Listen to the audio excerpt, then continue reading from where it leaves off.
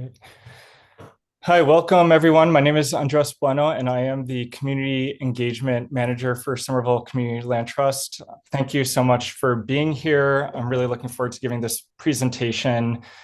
Here with me, we have Ben Baldwin, who is the Executive Director of the Somerville Community Land Trust. Ben is going to be helping with some of the tech admin fielding questions while I deliver the presentation. I'm happy to answer questions as we go through the presentation. I'm going to take some pauses throughout, and at those breaks would be a great time to do a pause. Ben will read them out if they're in the chat, or if someone wants to speak up, we can unmute you, and I'll do my best to answer this. So here is the Social Housing Insights presentation. And a brief look at the agenda will include first a really brief introduction of the Somerville Community Land Trust and the Greater Boston CLT network, to which we are a member. Do a really brief overview of the International Social Housing Festival, what it is, and show some examples of social housing in Dublin, and do my best afterward to provide a definition to what social housing is. We'll be later on comparing some policies and approaches that different countries and cities and communities are taking, with a deeper dive into Barcelona and Catalonia, which was the focus of a lot of the sessions I was sitting in. So keep in mind, this is just my personal perspective from conversations at this International Social Housing Festival. So depending on someone else's, what they participated in, they probably will have a very different, or hopefully not too different presentation, but maybe different focuses.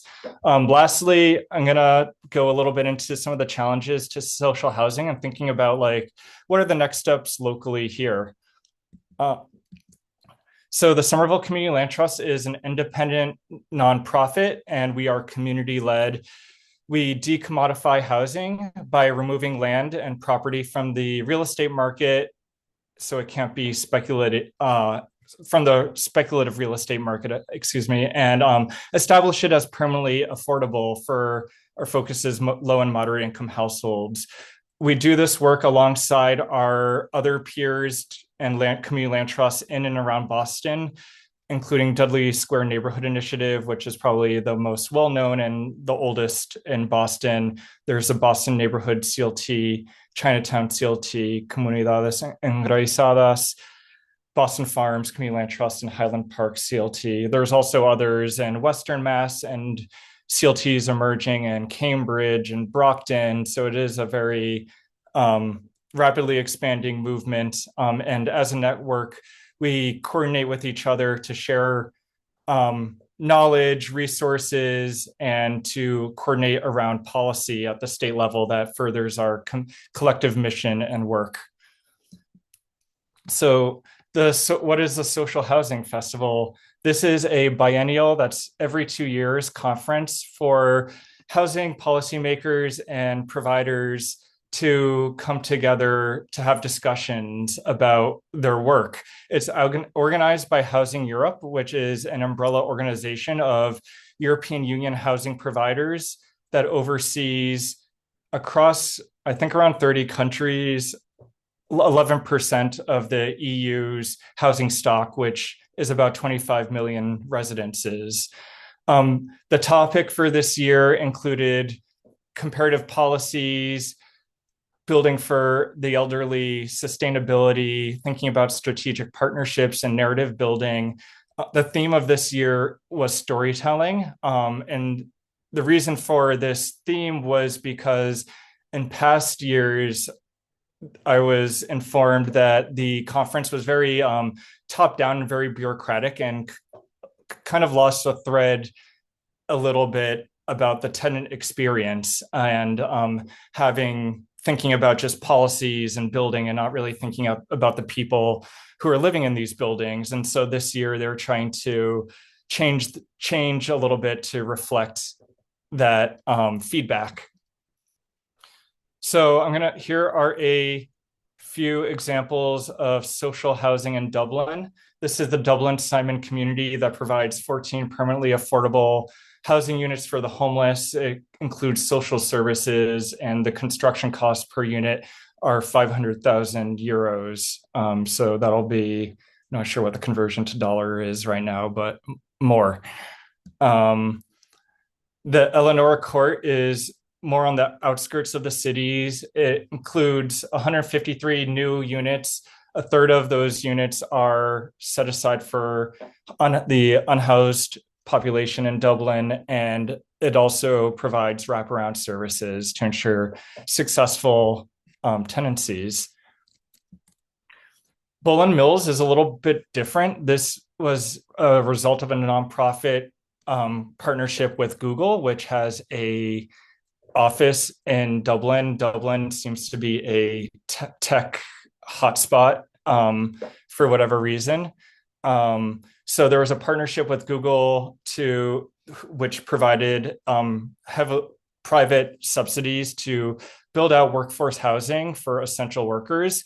And you can see in the photos, the Bullen Mills, kind of those smaller industrial looking buildings next to those taller, more modern high rises. So those workforce housing buildings include 42 rental units, which are 2 and 3 bedrooms. There wasn't any demolition involved with these historic buildings, and it does prioritize applicants with deep local connections to the city.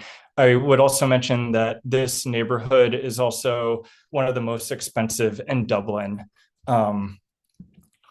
Here is the largest social housing project in Dublin. It's Dolphin Park. When it was in 1957, it was the largest social housing development in Europe, and it remains to be at least the largest development in Dublin. It has over 400 units, including units that are dedicated for seniors housing, and those units are managed by the city council. And this is just a little map of where these housing or social housing complexes located in Dublin.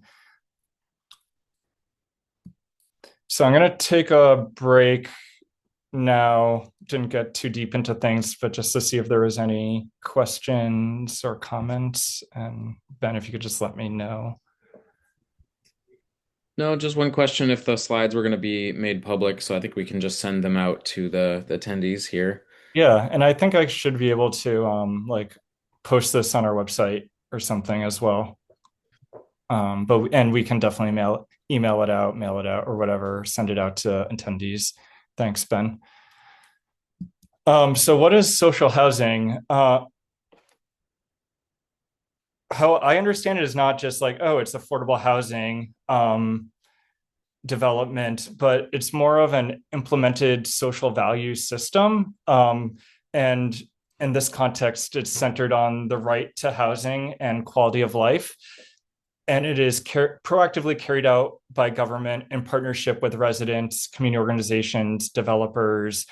So that's how I would frame it, not necessarily as a strict definition, but it's really embedded in values. And so what are those values? Seeing housing as a human right and not as a commodity.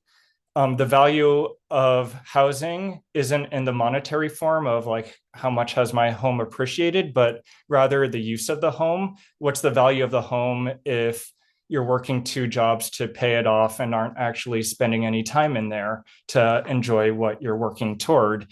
It also views housing as a public and social investment. I would consider it sort of along the same lines as libraries, schools. It's a public service that's publicly funded, and shouldn't be thought of as a means to, again, make money and profit from.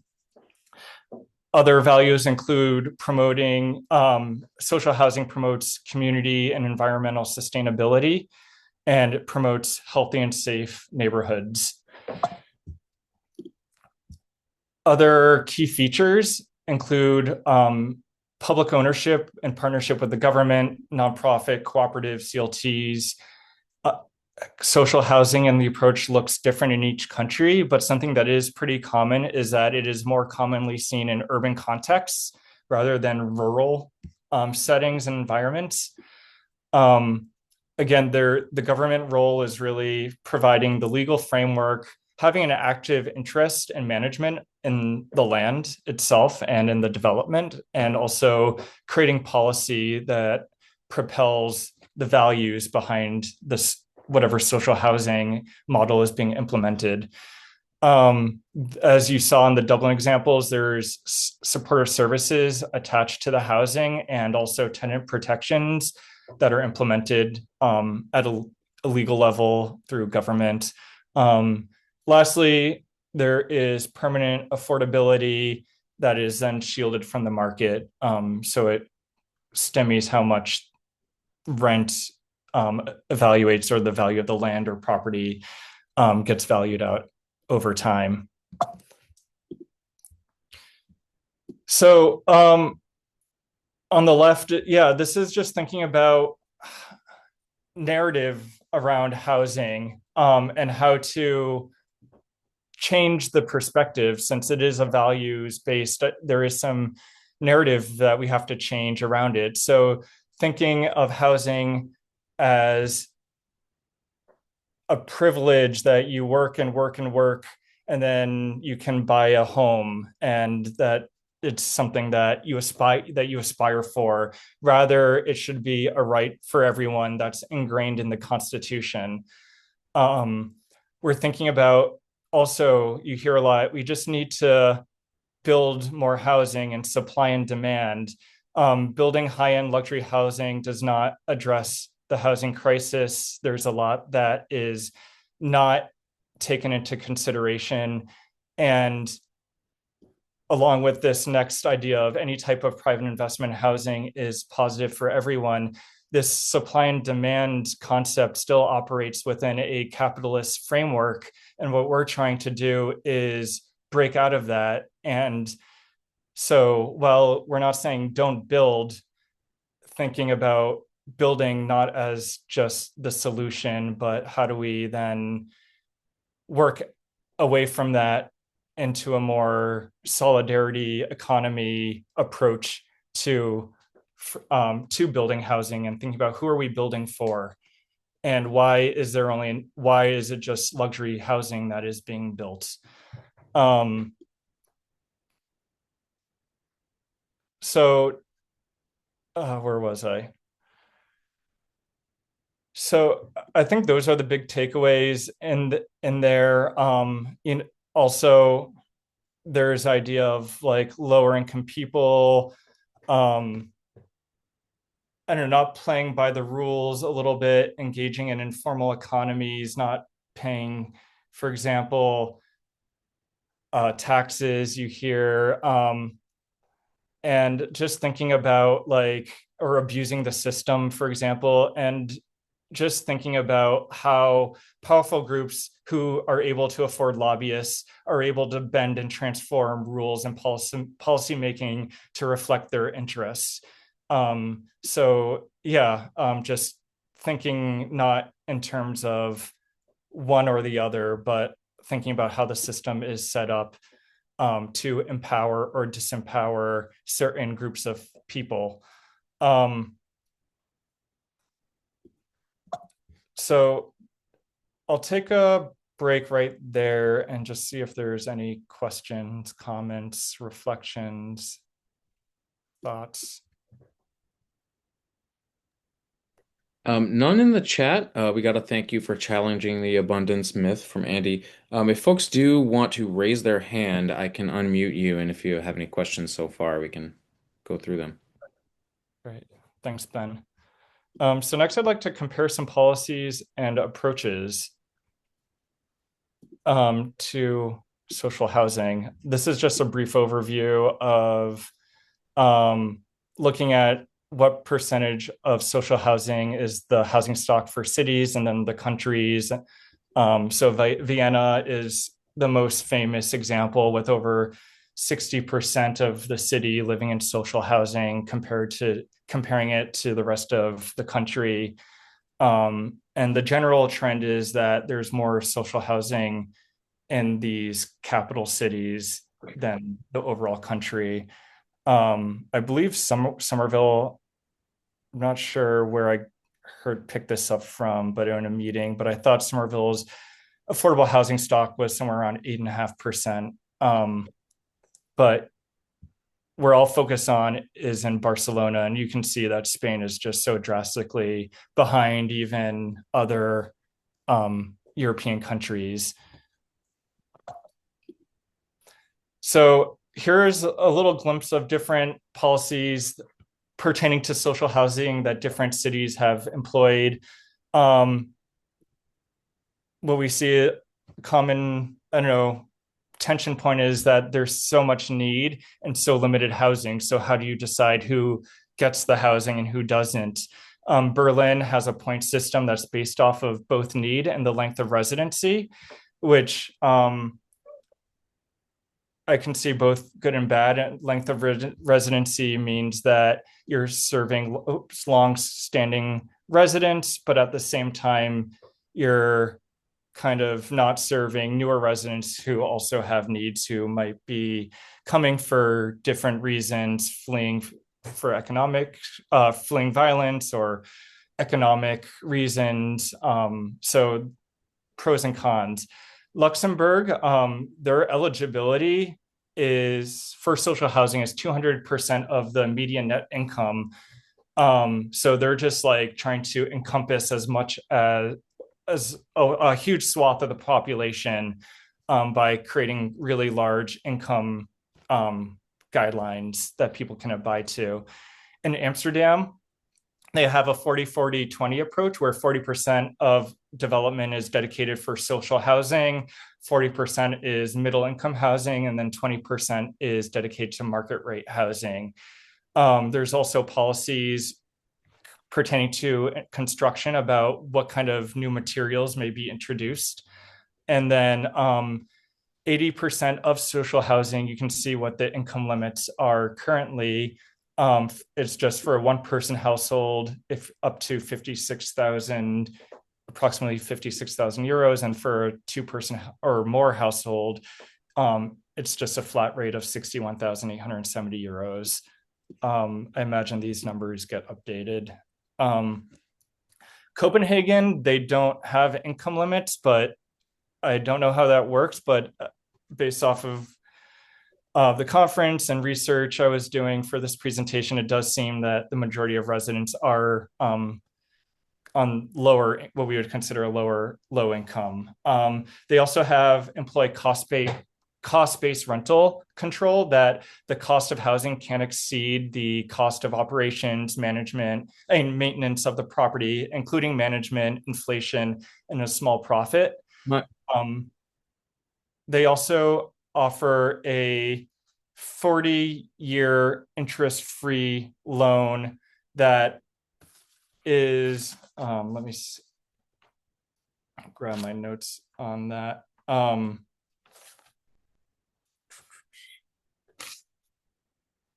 Essentially, what happens is that you get a 40-year interest-free loan through the National Bank Fund. You pay off that covers a percentage of the construction costs. You pay off the loan that you get to cover the remaining of the 30-year loan to cover the gap in the construction costs. Once that gets paid off, you have 10 years to pay back the interest-free loan from this national building fund. And then that money is then reinvested into acquiring and building more social housing, maintaining existing social housing, and also supporting social services associated with housing. So it's kind of divided into rehab, services, and new construction. In Slovenia, the government is dedicating 100 million euros a year to construct affordable public housing until 2035. So then in Vienna, in Austria, that we mentioned earlier, 75% of residents are eligible. It's impressive. They have a 24-hour call service center that employs thousands of people to respond to resident concerns, maintenance issues. They provide lots of subsidies and aid to develop housing, whether it's for renovations or building new housing. And they dedicate certain neighborhoods to be predominantly affordable housing. They also practice cost-based rents, and they have reinvestments of profits from those housing projects that go back, similar to the national fund, but having the money then get reinvested back into purchasing land, refurbishment or rehabbing, new construction.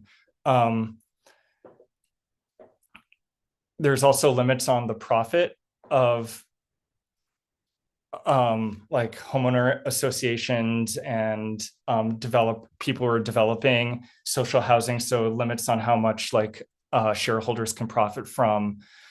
So those are just very high level overview of what some countries and cities are doing to build affordable housing and promote it. And then for Vienna, here is just a rating system on how they decide what projects to take on and carry out. They consider social sustainability, architecture, costs, and the impact on the environment. And so there's a rating system, a jury system to kind of evaluate how a project meets or doesn't meet these criteria or relate to these criteria. Again, I'll take a pause there before I go a little deeper into Barcelona. Yeah, we did get a couple questions in the chat. Again, raise your hand if you want to ask vocally, audibly. We had one comment. Whoa, Boston has 20% social housing. If you go back to that, I think the first slide in this section, which I think is really just all of the affordable housing in Boston. Boston does have a lot of affordable housing, so that may be by defining it as affordable housing or income restricted or subsidized, that may be true. And I think Right. Somerville is not at that level. Can I? So I do want to make a point to that. And yes, we could. So I think this comment kind of like plays at this question of what is social housing. And we could label any affordable housing technically, I think, as social housing. So yes, I do feel to a certain point we could say social housing, we're already doing it. But I feel like what is missing is this kind of intentional values approach that's kind of serving as the thrust of the social housing that is, or affordable housing, or whatever you want to call it, is being developed. I would also mention that in one of the sessions, they were mentioning that social housing is actually, at least right now in academia, not being used as much, and they're using the term common housing. I'm not exactly sure why the switch. Kind of my anecdotal experience there is that being in Dublin at this conference is that sometimes social housing can have a stigma to it, just as here we have public housing has stigmas to it. So maybe it could be just trying to, again, change the narrative and the idea of who this housing is for. And it's a common good, and it should be common housing, I think, is kind of the thinking behind that. Yeah, so is there another? Yeah, there's a few more. And you sort of just answered, but Connor asks, what do you see as the main differences between social housing and what we normally call affordable housing here in the US? I know you sort of just answered that, but I don't know if that brings any. Yeah. Yeah, I mean, at a broad level, it's definitely kind of the intentionality behind that. And I mentioned in the beginning, creating like a legal framework. And I'll get into a deeper example right after with Barcelona and Spain about kind of how they're going about this, not just thinking of housing as just building housing, but how do you kind of create a whole social, like, communities develop master plans all the time to develop a community over 50 years and what it's going to look like. So having kind of a social policy plan that influences and navigates what that master plan looks like, I guess, is how I would, yeah, kind of think about it. Yeah. And Okay. right. A couple more questions actually. So Evelyn asks about the 1957 property, which must have been from one of the cities. How is it? How stable has it been? The condition and ability to maintain units? Anything else about it? So that is a great question. And this will come up later in the presentation, but part of the stigma with social housing is that a lot of social housing was built decades ago. And a part of a concern is that as one, affordability periods expire, or there is trouble maintaining the building, that it then gets privatized. So that is a good point, and yeah, something that needs to be addressed, and that communities are now in Europe like thinking about. And there isn't a large focus we'll see also with rehab, putting money toward rehab and renovation, so we don't lose those affordable buildings that are massive. We're talking 400 units. I didn't get into this, but there is the Ivy Trust in Dublin that was having this issue, and they own multiple properties, and um, they cited actually rent control as part of the reason that even though they were already charging below market rate rent, the rent control made their rent even more affordable. That impacted their ability to maintain property.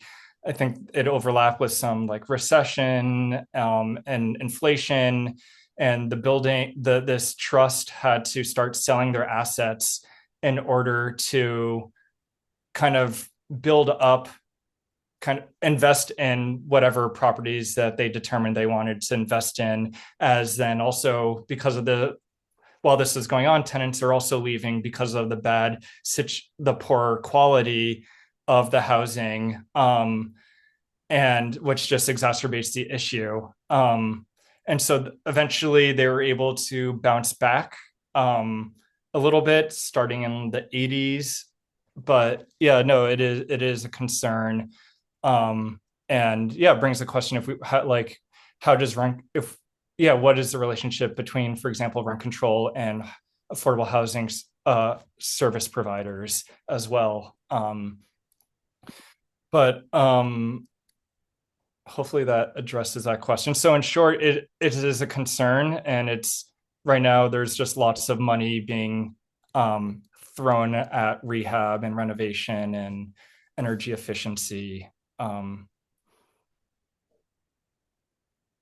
Okay, we do have some more questions too. So, Andy asks, I thought part of the point of social housing is that it's mixed income. So I'm surprised that Vienna designates areas that are affordable or lower income.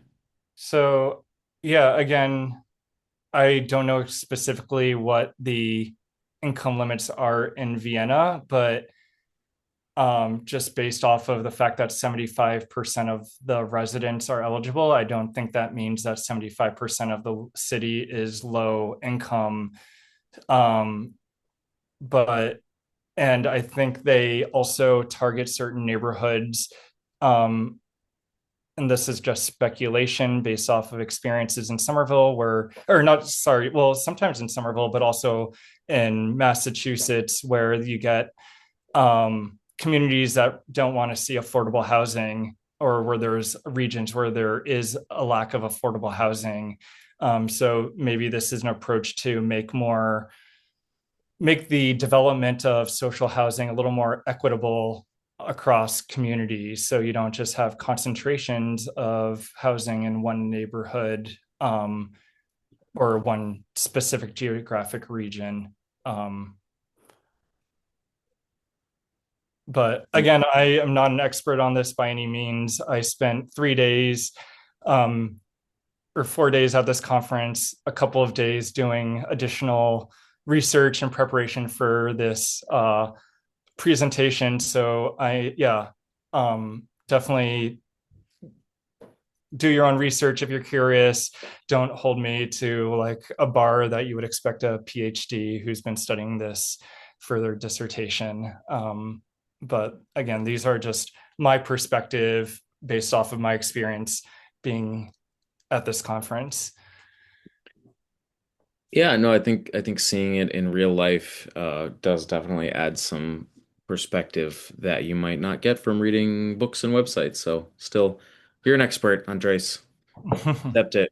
The last question I think has already been covered. Do you know what the social housing guidelines for residency are in Vienna? And wondering how they compare with other locations on this slide. So sort of answered that. Yeah. So I don't know Vienna specifically. I mentioned that Germany, um, they prioritize folks who have longer residency. Um, but yeah, so I am not sure. Sorry, that's where I am not an expert. Um, but all right, so Go ahead. yeah, let's move on. Looking at Barcelona, Catalonia, and Spain. So Catalonia is basically a department or the equivalent of a state in Spain. They have a 2050 Catalonia goal. Kind of, we have the summer vision 2040, 2050, wherever they're at now. They have these master plans. And with that, they have a social policy plan that kind of provides the framework. When I was talking about values that are aligned with development and master plans of neighborhoods, these are the driving themes and values in them. So there's the living plan, and this is in Catalan, so I'm not going to try to pronounce it. But there's the living plan that protects and expands dignified housing, it decommodifies housing, and then reinforces and expands tenant protections and services. There's the neighborhood plan that addresses spatial, that is geographic inequalities, focusing on 27 neighborhoods that encompass about 440,000 people. The disparities that they're looking at and inequities are in education, economic development, services in those communities, and looking at public spaces. And it prioritizes women, youth, elderly, and migrants. There's the climate plan to make the city carbon neutral, and looking at it from both a mitigation perspective and adaptation. Mitigation would be like using more solar and lowering individual car use, and adaptation would be creating cooling shelters for vulnerable populations and building tree canopy. And then the last one, there's not a great translation to this, but it's the best I could do is an order plan to make the city cleaner, safer. It focuses on repairing, maintaining, and upgrading infrastructure and policy and spaces, doing it in a proactive manner. And then it also promotes individual responsibility, such as like cleaning up trash or being mindful of your noise pollution and carbon footprint. And so how we'll see later when there are policies, these plans really are interconnected and interwoven. So I wouldn't really think about these separate plans with each their own. While they might have some specific policies, they're really interplaying with each other and integrated when it gets to the point of like implementation or the development of a neighborhood or a building. So with that, I think the for the living plan, which is what we're focusing on today, thinking about like how did it get enabled and the legal framework that allows for the living plan and for social housing to, I don't know, be developed and proceed. So I'll get into these later, but at the international level, the United Nations has a Declaration of Human Rights that includes the right to housing. At the federal level, the Spanish Constitution included the right to housing and the role of government to propel it. We'll look at regional government in Catalonia, their Statute of Autonomy. Catalonia is an autonomous, well, it's in Barcelona. It has an autonomous streak. You might have remembered in the news some years ago about the city trying to, or the state trying to separate and gain independence from the rest of Spain. And then lastly, we'll look at a local level at the Barcelona itself, what the city is doing. So UN Declaration of Rights, everyone has the right to a standard of adequate living for the health, well-being of family, including food, clothing, housing, and medical care and necessary social services. It goes on, we'll leave it there. The Spanish Constitution says all Spaniards are entitled to enjoy decent and adequate housing. The public authorities shall promote the necessary conditions and shall establish appropriate standards in order to make this right effective, regulating land use in accordance with general interest in order to prevent speculation. The community shall participate in the benefits accruing from the urban policies of these public policies. Sounds like it was translated from a Spaniard to English. So if it sounds a little bulky, I'm gonna imagine that's what that was. But yeah, I mean, you can see though, everyone is entitled to housing. It's not something you aspire for. And it's really making the government take an active role and making this a right for everyone. At Catalonia, at the Statute of Autonomy, it says people who do not have sufficient resources have the right to access decent housing, for which the public authorities must establish by law a system of measures that guarantee this right with the conditions determined by law. So again, same idea, just making it really clear that there is this right and the role of public entities, the government, and their administrative bodies to achieve this. So in 2023, so the Spanish Housing Act isn't just one act, it's actually a series of acts in response to this constitution of including housing as a right.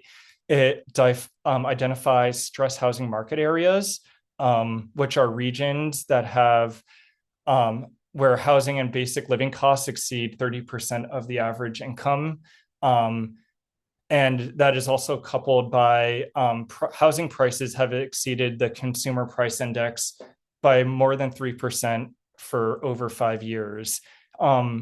So these stress housing market areas, once your community is identified as one, that status exists for 3 years.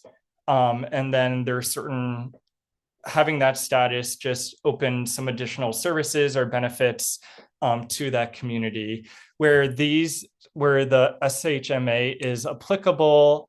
Throughout the presentation in this section, I've also highlighted in red that there's maybe a little more there that pertain specifically to these stressed housing market areas. So there is a urban lease law that requires, so traditionally their rent control was tied to the consumer price index. For whatever reason, maybe the CPI was going too high, but they decided to revisit that. And the National Statistics Institute is working to define another reference index for rent control.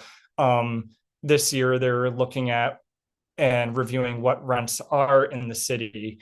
Right now, until that happens, there's temporary 3% caps and rent increases. Barcelona does have, or in Spain, there are 5-year minimum tenancies. And if you get a 10-year lease, rent increases can go up by 10% versus a 3%. there are vacant local options for municipalities and towns to impose real estate transfer surcharge taxes on vacant dwellings at 50% of the value of the land if it's vacant for 2 years, and then over 3 years, 100%. So, yeah, just empowering local municipalities. There is in social housing and rural development, 40% of the development needs to be for social housing, and in urban areas, 20% of the social of development needs to be for social housing. And I think that speaks to the discrepancy between where this social housing is being built and in cities. There's tends to be also less land to build rather than in more rural settings. For social housing, there's the affordability period must exceed 30 years. So it can't be lower than 30 years as a result of probably seeing, again, to Evelyn's question, maybe affordable these housing losing the affordable housing kind of not being in a great condition, and then being subject to urban renewal or revitalization, and then getting bulldozed and turned into luxury units. So it's a way to maintain permanent affordability. There's eviction, or so mediation is required for evictions involving vulnerable tenants. So you can't just send someone to court, and there has to be a mediation process. Also, management fees are also to be paid by the owner or the leaser.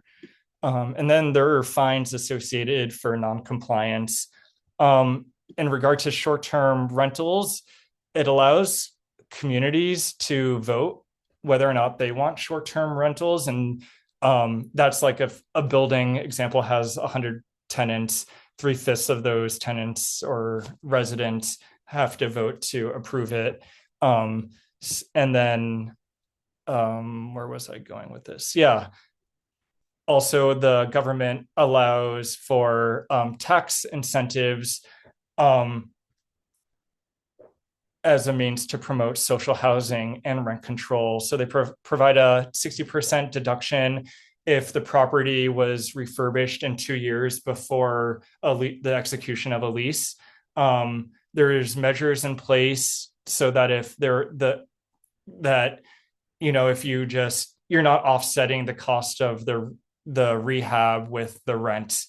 So there are measures in place to make sure that the rent does stay affordable. There's a 70% tax deduction for new rentals to youth. There is a 90% reduction in personal income tax if new leases have a 5% rent reduction with respect to the last year. And so what's interesting about these leases, what I didn't mention before, is that with these 5-year minimum leases, basically you can't break those leases as long as the tenant is caught up with rent.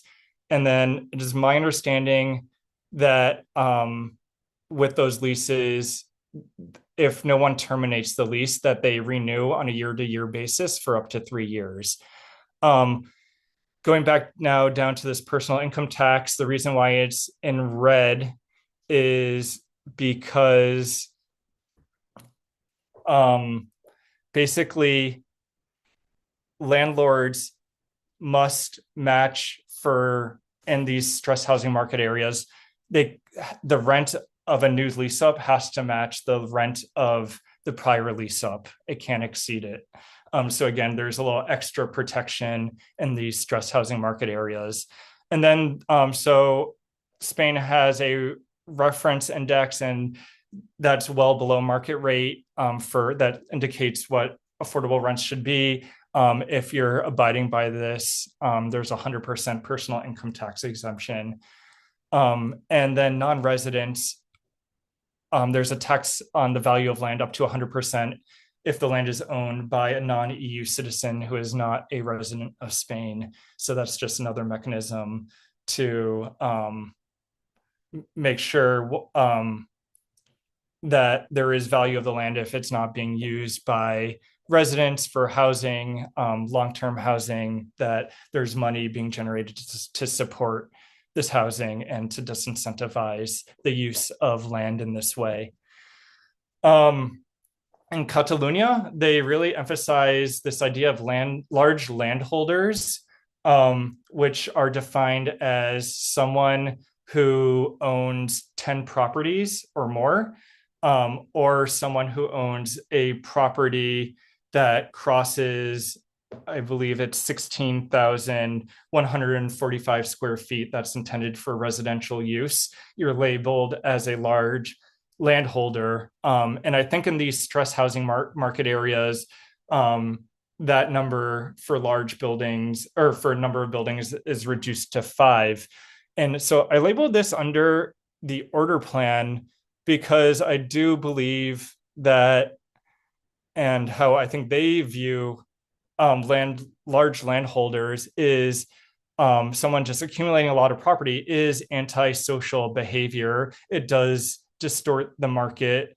So at least that's why I'm putting this under the order plan, because it is a little, disorderly, I guess, for the community and disruptive for the community. So in this order plan, large landholders are supposed to evict illegal occupants who are seen as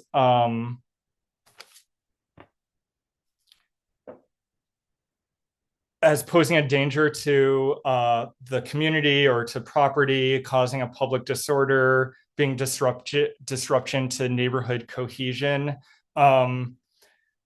I feel a little iffy about this because while I understand the idea, I do feel like it's ripe for abuse to take advantage and to exclude undesirable populations, whoever that is at a given point in time. And then there are also fines to the large landholder for not doing that. And the government can actually, if a large landholder doesn't do this, the government can actually repurpose the building for up to 7 years for social housing. With that, there's also 20% transfer tax with these large buildings and large landholders. Nonprofits are exempt 100% from that transfer tax.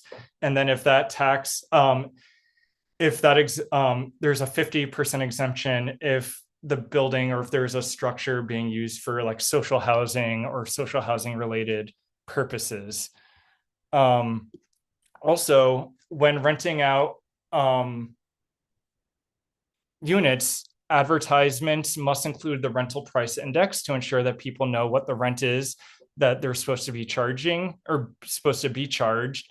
They're supposed to also have a rent history and know what the rent was for the past 5 years. And the large landholder is supposed to identify themselves as a large landholder. And then again, there are penalties for any tenant charged occupancy or management fees.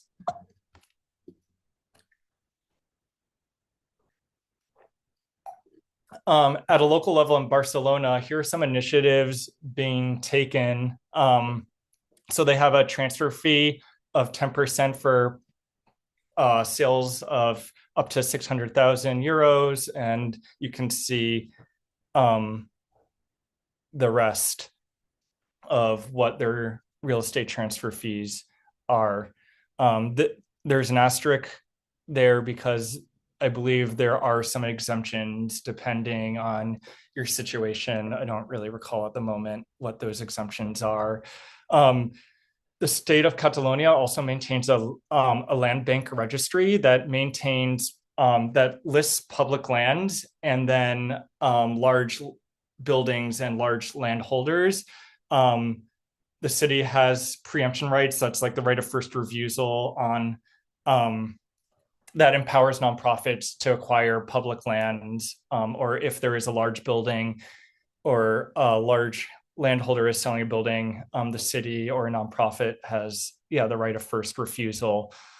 And the land, so the land bank registry is really a tool to help identify public land for social housing use.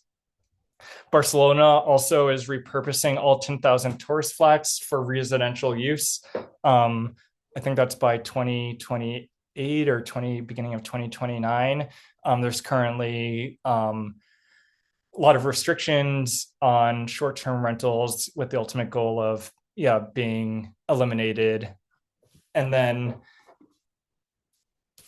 along with the housing, the city offers and provides these intervention and mediation services for housing and loss and occupation. These are basically like anti-eviction units that residents can access if they've received an eviction notice and are within 15 days of being evicted from their home. There's 13 of these eviction units that are fully funded and embedded in neighborhoods. Altogether, there are about 40 to 50 staff that include attorneys. And this idea was established in 2015 after the financial crisis.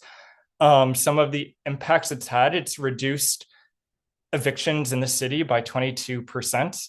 And 90% of the cases that go through these units get resolved. So far, they've served over 30,000 residents, and they also connect folks with services.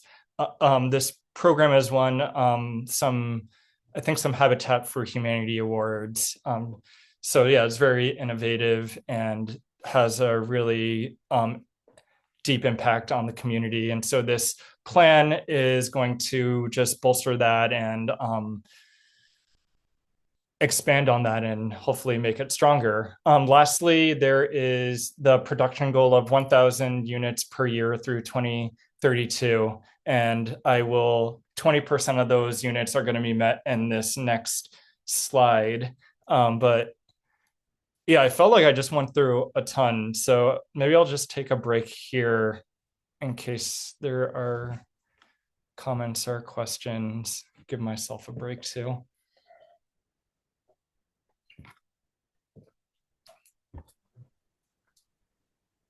None in the chat. I know we're 2 minutes to 7, so I don't know how much more there is, or if there's a little bit. I think we're through the bulk of it. I'll just provide. I guess I'll run through. But sorry that it's close to 7.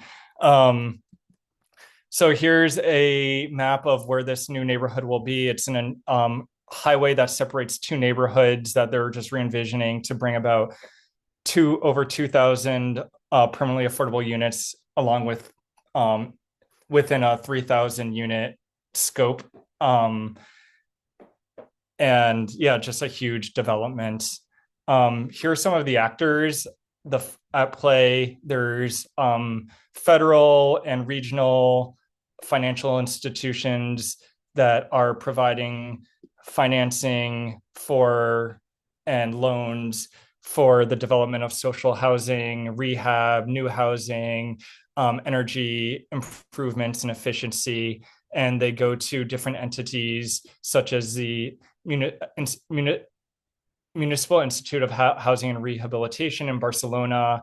You have the Barcelona metro area, which is a regional housing entity in Catalonia. And then you have the Barcelona Housing Consortium, which is also both a regional and city body to facilitate the coordination of federal and regional resources.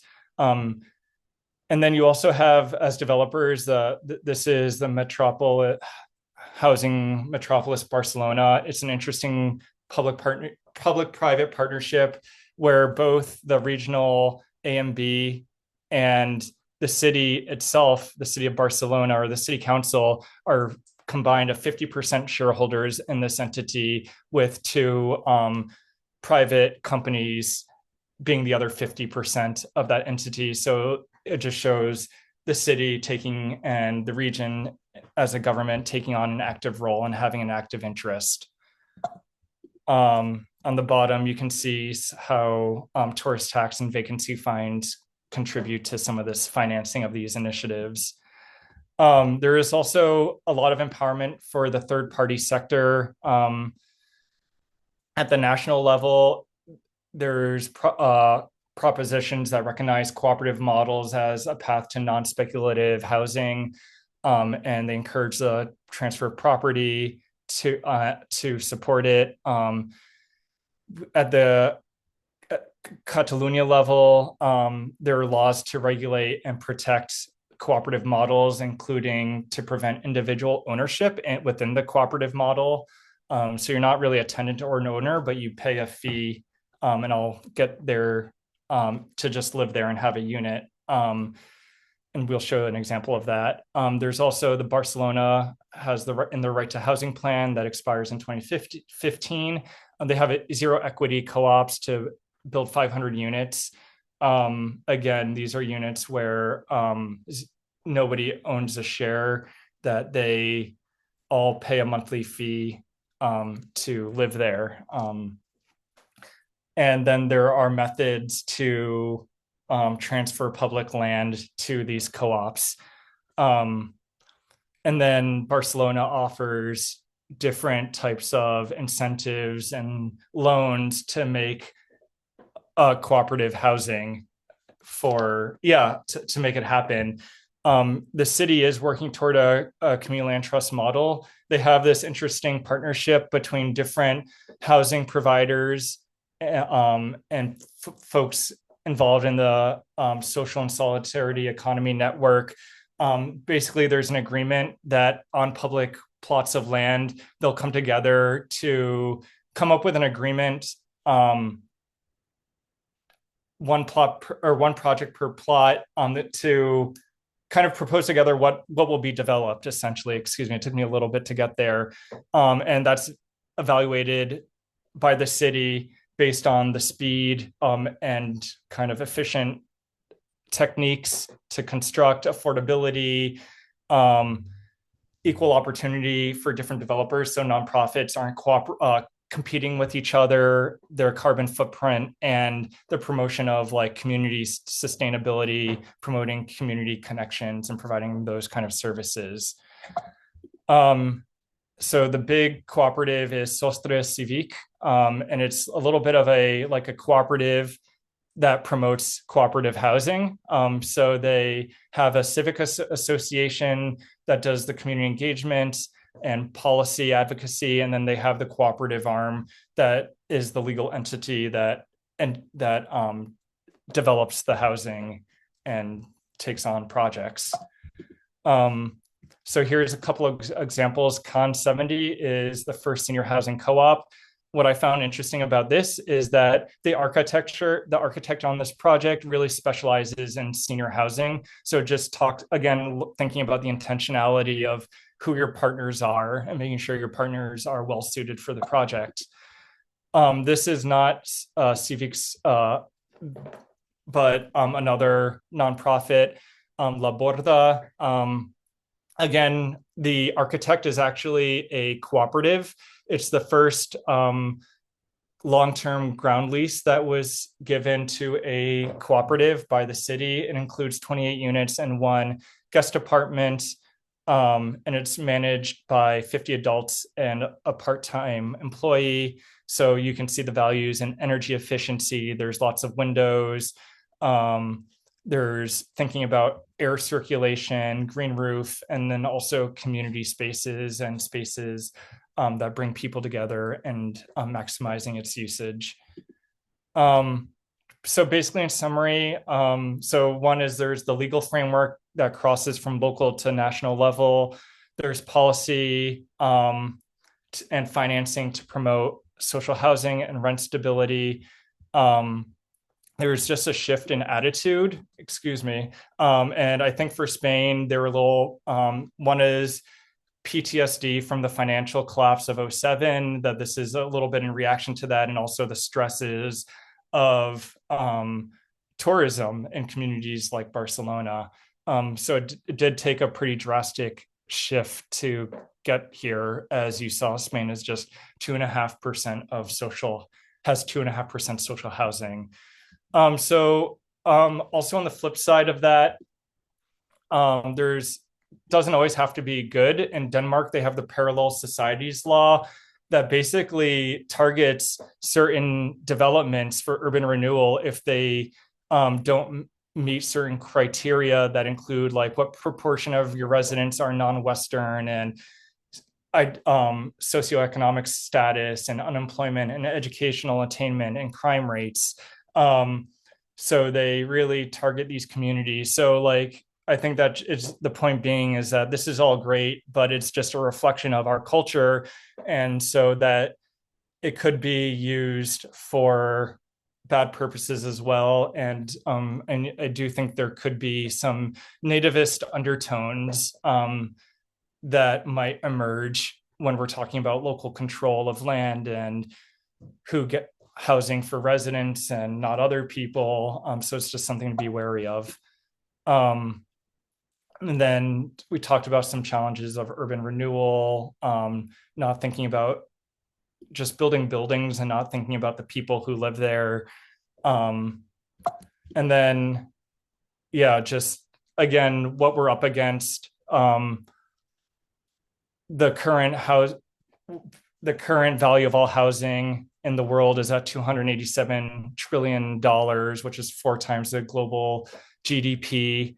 So it's like the forces that we're going against is just huge and just stresses the need to decommodify housing. And then again, land trusts are just in a great position to steward social housing. There's a lot of shared values, but I think the big challenge is that there's just a lack of legal framework to operate in, and the government doesn't really take on that same active and intentional role to promote social housing. It's a competitive environment in Somerville. There's limited land. It's expensive. So you're in competition to acquire, and yeah, it just doesn't facilitate like a partnership environment for communities to work together. And then again, just reliance on private development to fund affordable housing. It's just, how do we move away from that? And then I'm almost at the end, I promise. Here's a map of just all the community land trusts in the world. And so we are in a really great position as community land trusts to work at both a federal level to promote what our interests and values are, but also at an individual level. And we have a lot to look at and to see what other communities are doing. And then next steps, like what does that mean for Massachusetts? So we have a right to shelter. So would a next step be a right to quality housing as a first step in our state constitution to do that, or at in a local city charter? How can that get involved? Creating statewide networks to advocate for policy. And a lot of cities are playing around with a participatory budget. And I think that's the closest that we have to like the city being really directly involved in supporting social housing, if those funds are then used to social housing. But that's kind of the idea of this money coming directly from the city and not relying on corporate development and commercial or just, yeah, development to trigger linkage fees to then feed affordable housing. And then also thinking about like land registries there's no state registry for publicly owned land to identify where that land can then be targeted for community or public use for housing. And then with that, simplifying administrative processes to make land transfers for affordable housing development a less of a administrative burdensome administrative procedure.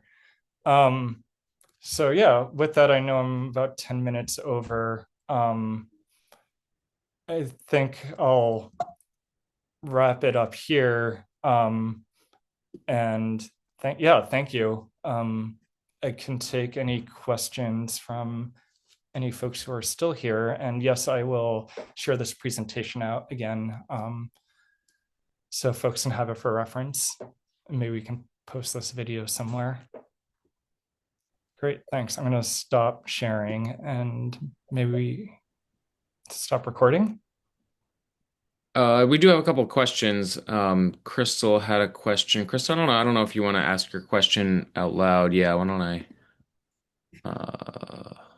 allow to talk? There we go. Go ahead, Crystal. Okay, did that work? Yes. Okay. Where did the Q&A go? I wrote it and everything. All right, here we go. So back in the discussion of like that really huge slide with lots of information that I was having trouble parsing while Oh, also listening. Sorry. Like I wasn't sure, but I think what you were talking about was landlords either in Catalonia or maybe just Barcelona or maybe all of Spain having to publish the rental history for the past 5 years of their rental yes. in a rental registry. And I wasn't sure if that was a universal policy for all tenancy or just for social housing. And I'm really curious about any details you might know. You, of course, might not, but any details you might know about how it's working in implementation, because I'm thinking, like, obviously I'm thinking about the future of the SCLT, but I'm also thinking about Somerville currently maybe slowly working toward a rental unit registry process and helping tenants more with it. So that I was also looking at it with that lens, if that makes sense. Right. Yeah. So that's a great question. I didn't really get to look into like the compliance aspect of it and like how is it enforced. My understanding, and I'm putting up the slide that I think you're referring to. My understanding is that this policy of listing the rents are so it's specific to Catalonia because they are the entity. Large landholders aren't like defined at a national level. So it's a Catalonia thing as far as I understand.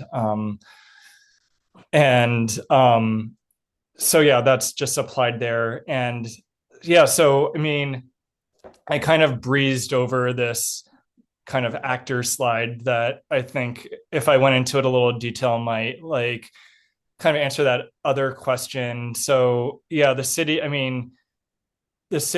and the region just have a lot of different entities that have, and these entities here that you're seeing, the Institute of Municipal Housing and Rehab and the Barcelona Housing Consortium, those were a lot of other entities that were then kind of restructured and reorganized and merged to help promote like cohesion between departments and efficiency and increase capacity and provide a little more like robust services when it comes down to like implementing these policies.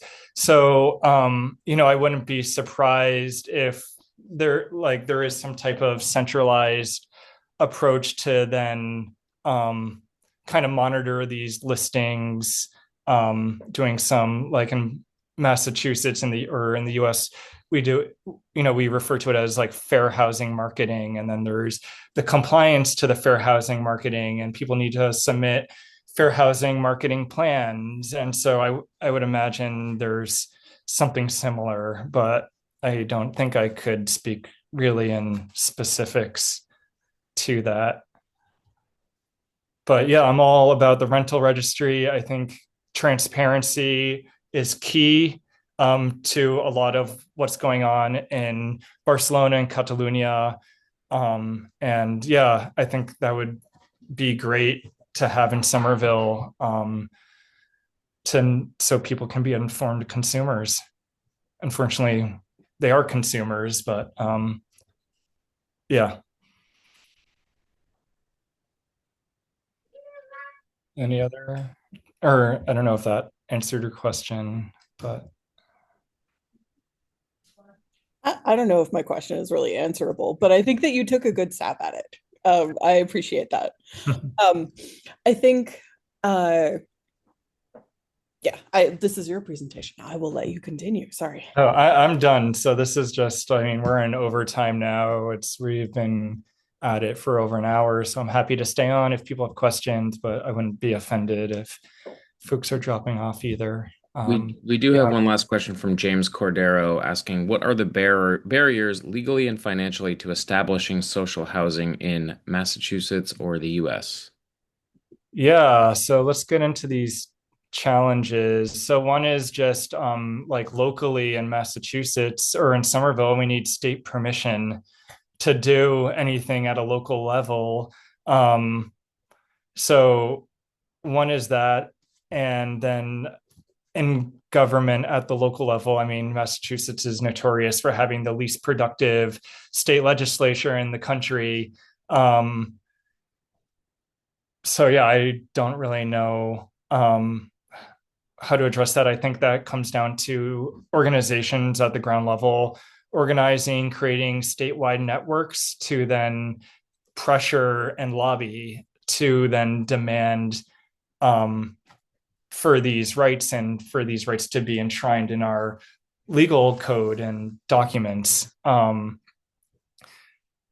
So I'd say that's like the huge impediment, like a huge first step, because then from there, once you get that legal framework, then we could implement maybe some taxes or other tools to generate revenue for social housing at a larger scale. But again, it's like a values thing, and it's thinking about it not just like do this and do that. It's really I feel like an approach of oftentimes like a well thought out approach that includes like social policy plans and that are merged with the development of housing. And so I also think then to that level, there's also this challenges with, is our government structured in a way to efficiently, if we have these plans, to efficiently implement it? And thinking about that as well. Are we, what kind of restructuring may or may not need to happen? What entities need to work closely together to coordinate this, and what entities need to be created where there are gaps? And yeah, what are the bodies that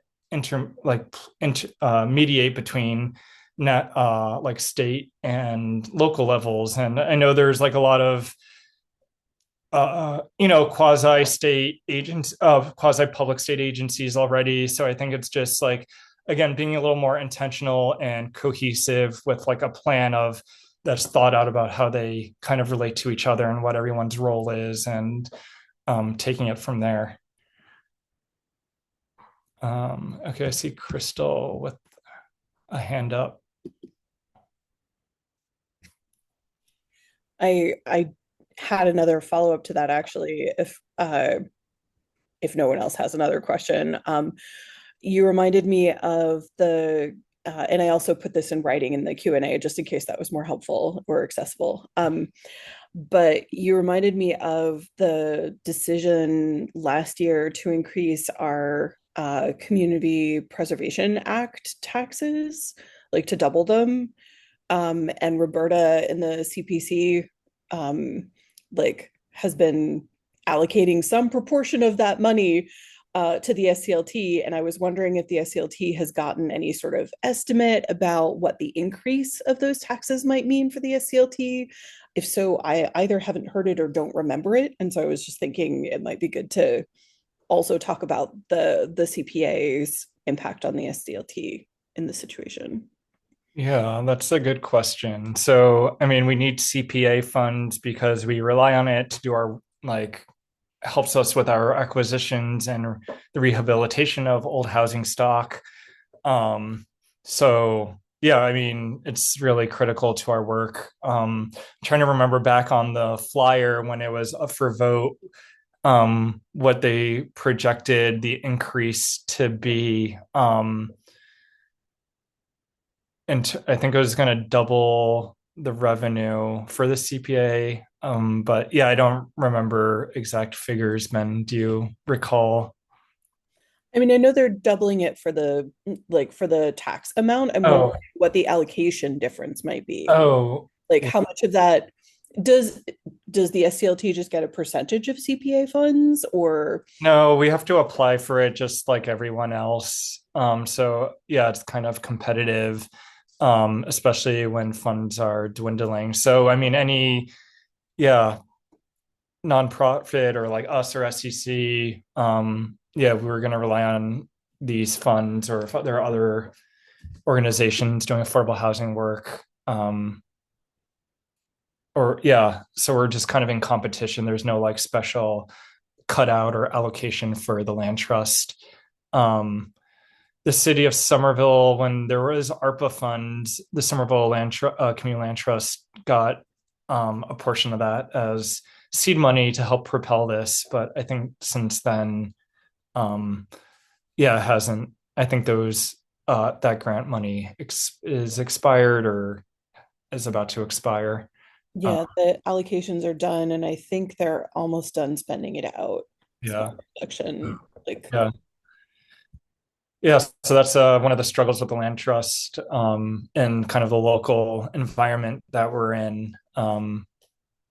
Yeah, we're getting to a point. Hopefully, we will get to a point where we have project after project in a pipeline getting turned out every year, where we don't really need government assistance or to piecemeal funding together. But it's how the project completion mostly finances our operations.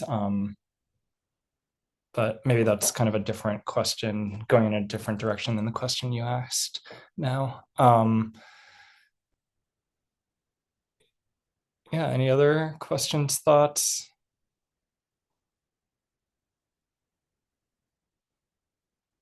Right. Well, I don't see any, but yeah, thank you so much for your interest. I'll share this presentation out. Maybe I can try